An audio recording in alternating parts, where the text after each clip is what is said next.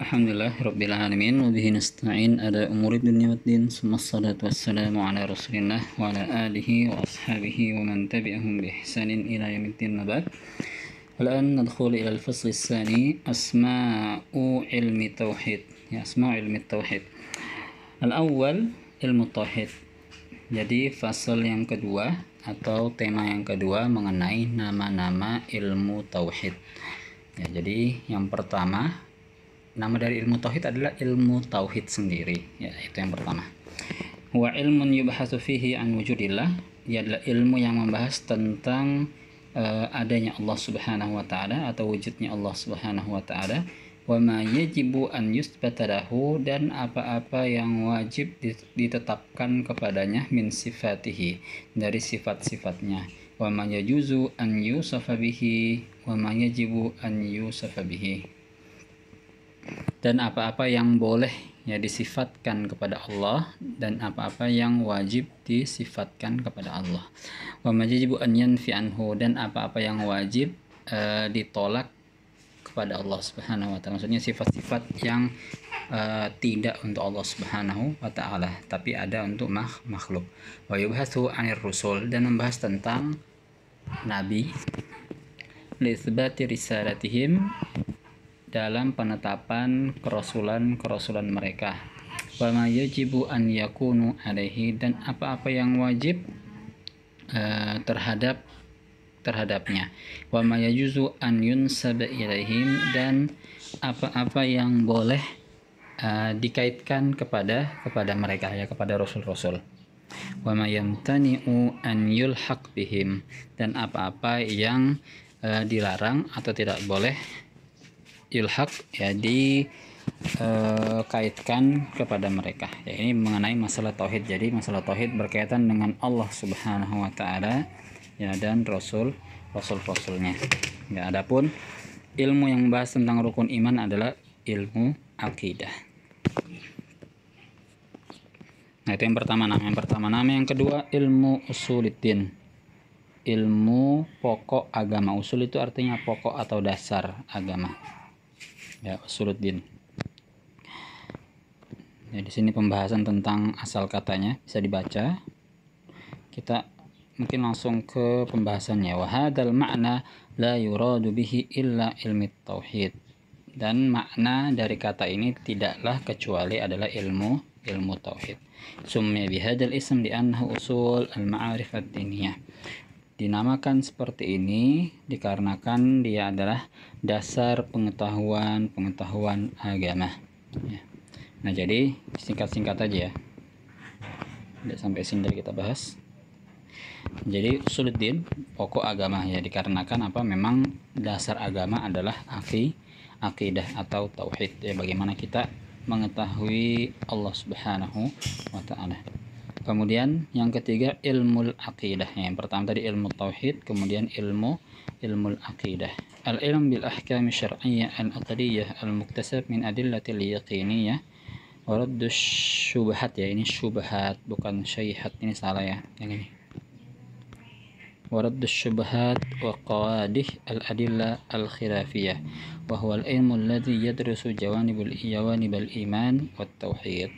Nah, kalau ilmu akidah sebenarnya ini lebih umum, ya, membahas tentang yang kita sebutkan tadi rukun iman. Di sini dia disebutkan bahwasanya ia adalah ilmu dengan hukum-hukum syar'i al-aqdiyah yang berkaitan dengan akidah, al-muktasab yang didapat dari al-adillah al-yaqiniyah, dalil-dalil yang pasti, ya, yang yakin. Waradus syubhat, dan menolak syubhat, wal qawadih, dan gangguan al-adillah al-khilafiyah, dalil-dalil yang menyelisihi seperti dalil akal, ya. Terkadang akal manusia tidak menerima dalil-dalil syar'i yang berasal dari Al-Qur'an dan Sunnah.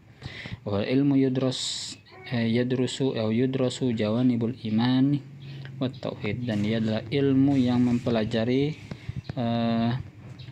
sisi-sisi atau pokok-pokok iman dan tauhid. Nah, jadi ilmu akidah sebenarnya lingkupnya lebih luas. Yang keempat ilmu kalam.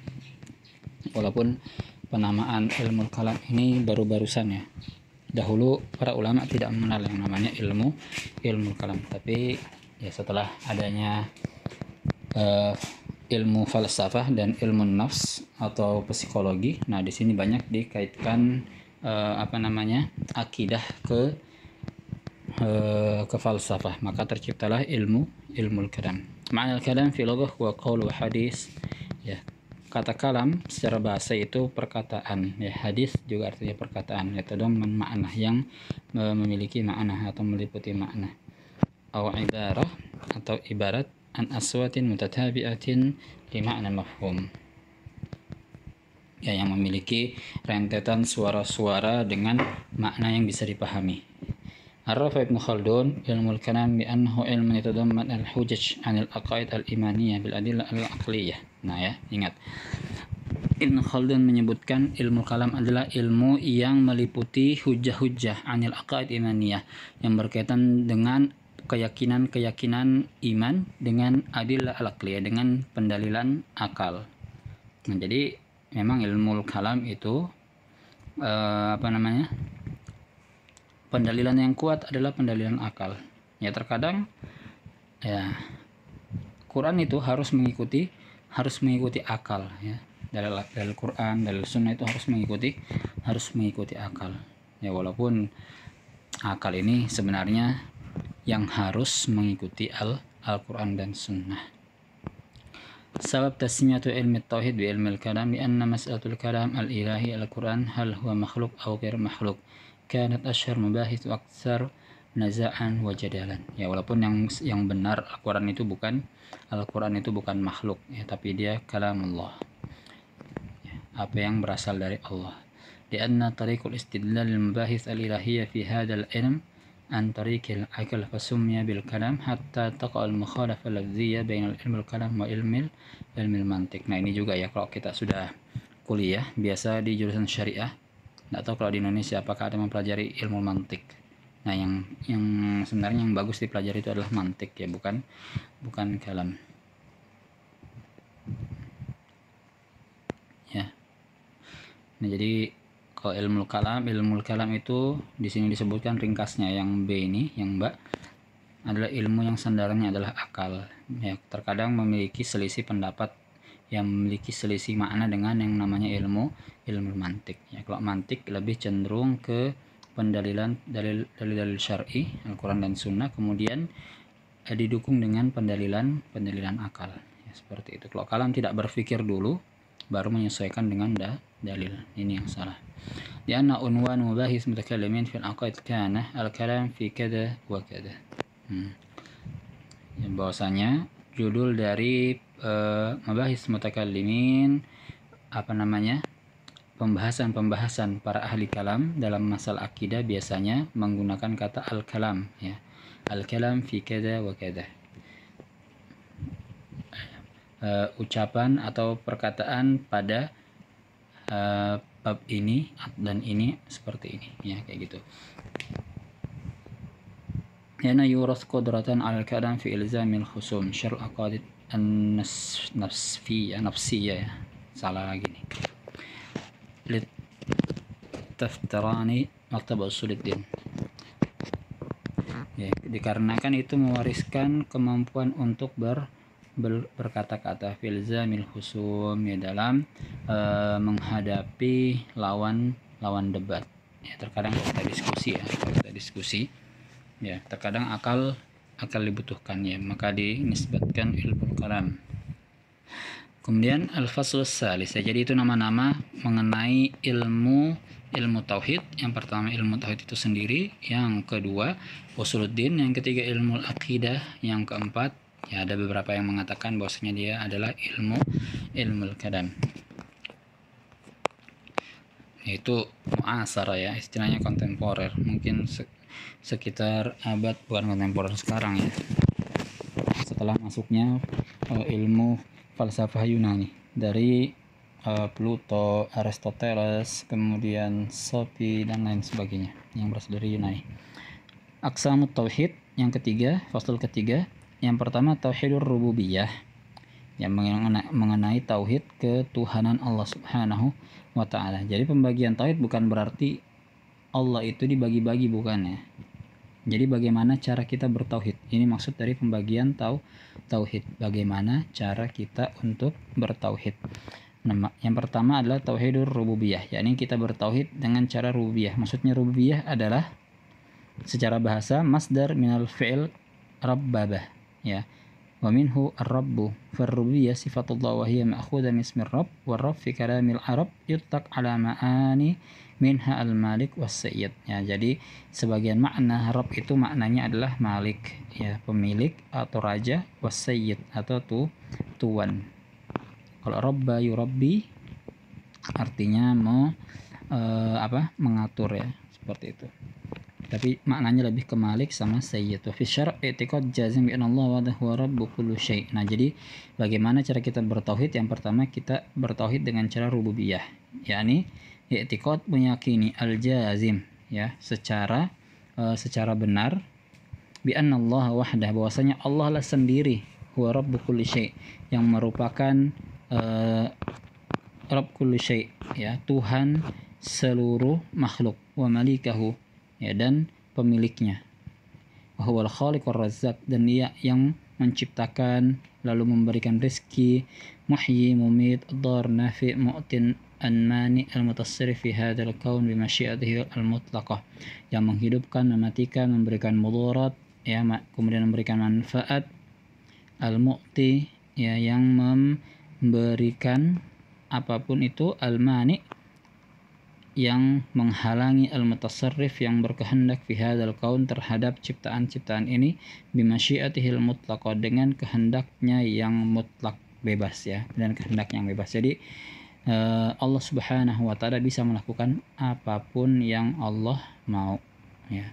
Walaysa ma'ahu rabbu akhar yusyrikuhu, dan tidak ada dengan Allah Tuhan yang lain, ya. Artinya tidak ada yang setara dengan Allah. Walam yakun lahu kufuwan ahad. Nah, jadi ini yang pertama. Kita meyakini bahwasanya Allah Subhanahu wa taala adalah satu-satunya Rabb, tidak ada yang lain. Nah, ini dia namanya tauhid rububiyah.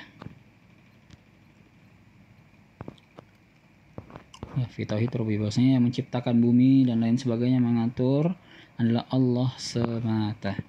Waqad kana al-musyrikuuna muqirrina bi tauhidir rububiyah.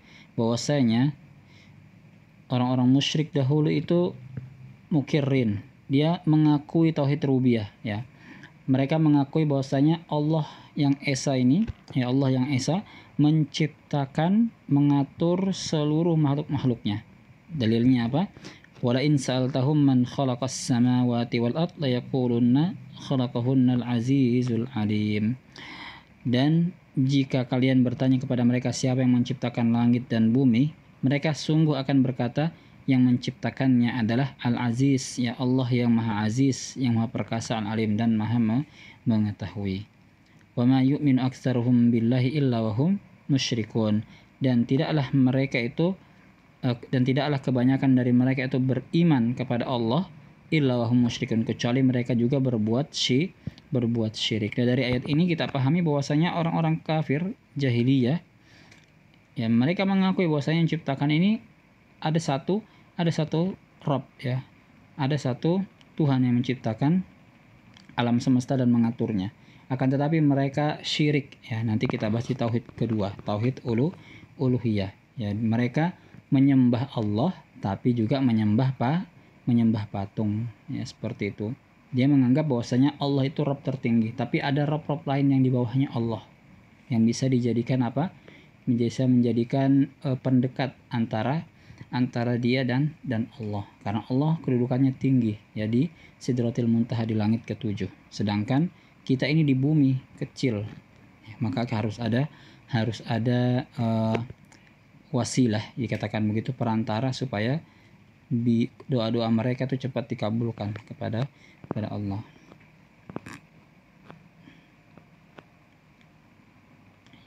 Ya, di sini ada cerita-cerita juga, ya, dari Ibnu Abbas.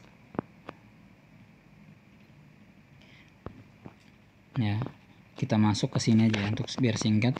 Halil ikrar bi tauhidir rububiyah wahda yakfi lil inqadh min adzabillah. Apakah ikrar meyakini tauhid rububiyah saja cukup untuk selamat dari azab Allah? innal iqrar minal musyrikin bi rububiyyatillah lam yudkhiluhumul Islam. Sungguhnya pengakuan orang-orang musyrik dengan ketuhanan Allah Subhanahu wa taala sebagai pencipta, ya sebagai pengatur, tidak cukup ya, memasukkan mereka ke dalam Islam. Ya, fala yunjihim min adzabillah, dan itu tidak membuatnya juga selamat dari azabnya Allah. Bahkan mereka masih dikatakan musyrik kafir. Ya, seperti itu. Oke, singkatnya seperti itu. Kita masuk ke tauhid yang kedua, tauhidul uluhiyah. Wal uluhiyah fil lughah mushtaqqa min ism ilah ay al-ma'bud al-muta', ya, yang disembah, yang ditaatin. Fal ilah ismun min asma'illahil husna wa sifatuhu fahuwa subhanahu ma'uluh al-ma'bud alladhi yajibu an ta'allahu al-qulub wa takhdu'u lahu wa tadillu wa tunqad. Nah, intinya di sini makna uluhiyah adalah al-ma'bud, yang berhak disembah.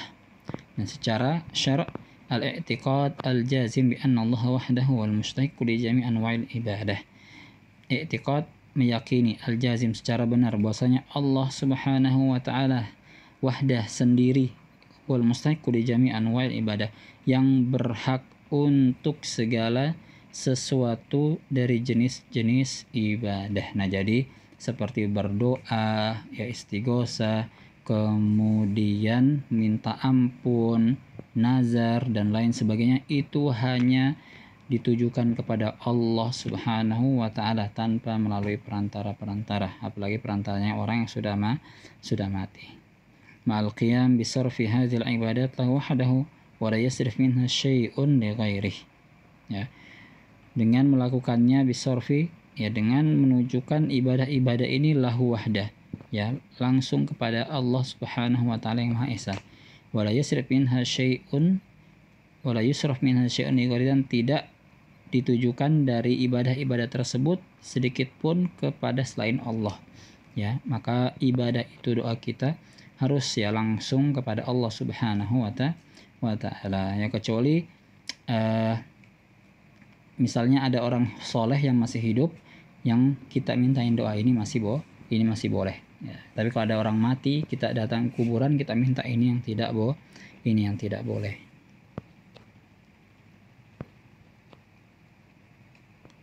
Nah, inilah pembeda antara tauhidnya orang-orang kafir jahiliyah dengan tauhidnya Nabi Muhammad sallallahu alaihi wasallam. Ya, kalau Nabi Muhammad mentauhid secara rububiyah, meyakini Allah yang menciptakan dan mengatur alam semesta ini. Kemudian Nabi juga melakukan ibadah-ibadah hanya kepada Allah Subhanahu wa taala. Kalau orang kafir musyrik tidak, dia yakin ada satu Rabb yang mencipta dan mengatur alam ini. Akan tetapi dalam masalah ibadah, mereka tidak hanya melakukannya atau menunjukkannya kepada Allah, tapi juga menunjukkan ibadah tersebut kepada berhala-berhala mereka yang mereka yakini berhala-berhala tersebut adalah perwujudan, ya, dari anak-anak Allah Subhanahu wa taala. Ya, na'udzubillahi min dzalik. Ar-rasul yub'atsuna bu'itsu bid-da'wa li tauhidil uluhiyah wa ifradillah bil ibadah. Nah, para nabi dan rasul diutus untuk berdakwah kepada tauhid uluhiyah dan keesaan Allah Subhanahu wa taala dalam hal ibadah, ya, dalam hal ibadah. Wa tarki ibadati tawaghit wal asnam, dan meninggalkan ibadah tawaghit, ya, tandingan-tandingan Allah dan berhala-berhala. Wa qaba'atsna fi kulli ummatin rasulan an ibudullaha wajtanibut taghut wa minhum man hadallah wa minhum man haqqat 'alaihi ad-dhalalah. Fasiru fil ardi fanzur kaifa kana 'aqibatul mukadzibin.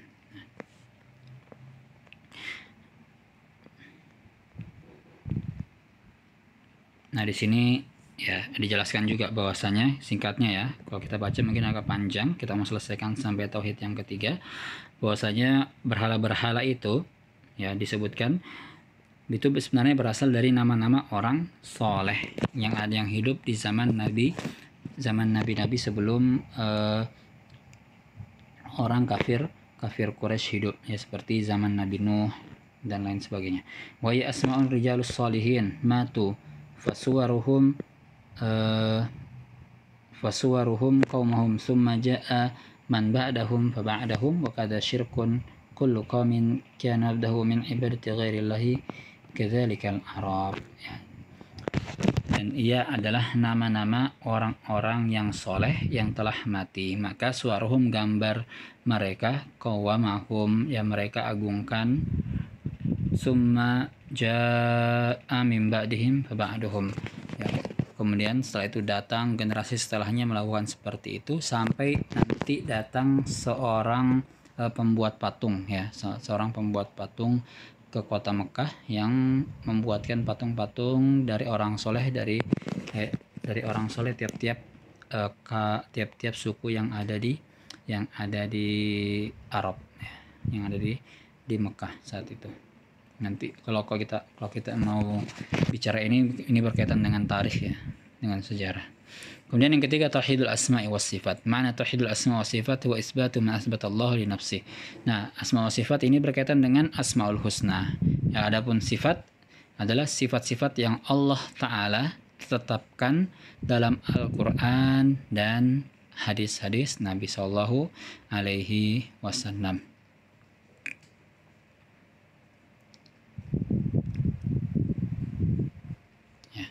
Singkatnya seperti itu, ya. Isbati ma asbatallahu li nafsi, menetapkan apa yang Allah tetapkan kepada dirinya, wa asbatahu lahu rasuluhu sallallahu alaihi wasallam, dan apa yang ditetapkan kepada Allah oleh rasulnya, ya. Maksudnya Nabi Muhammad sallallahu alaihi wasallam. Wa nafiya ma nafallahu an nafsi wa nufiyah, dan wa nafyu ma nafallahu an nafsihi, dan menolak apa yang Allah Ta'ala tolak dari dirinya. Maksudnya misalnya menisbatkan lafaz misalnya kekurangan, ya, Allah memiliki kekurangan, dan ini tidak benar, ya. Allah sempurna, ya, Allah itu sempurna, maka ini harus ditolak, ya, karena Allah dalam ayatnya banyak menyebutkan bahwasanya taqaddasallah, ya, Allah Maha Suci dari segala bentuk kekurangan, ya, seperti itu. Wa nafa'anhu wa rasuluh, dan apa yang ditolak oleh rasulnya dari nama-nama Allah dan sifat-sifatnya, seperti itu. Taib, terakhirnya dalil qala khruj minha mad'uman madhura laman tabi'aka minhum la'amla'anna jahannama minkum ajma'in. Allah alam apa kaitannya dengan ayat sifat dan ayat asma ini, ya. Silakan dibaca artinya. Ilahuna la indakum as'ilah falyatafaddalu an tursilu risalah fil majmu'ah.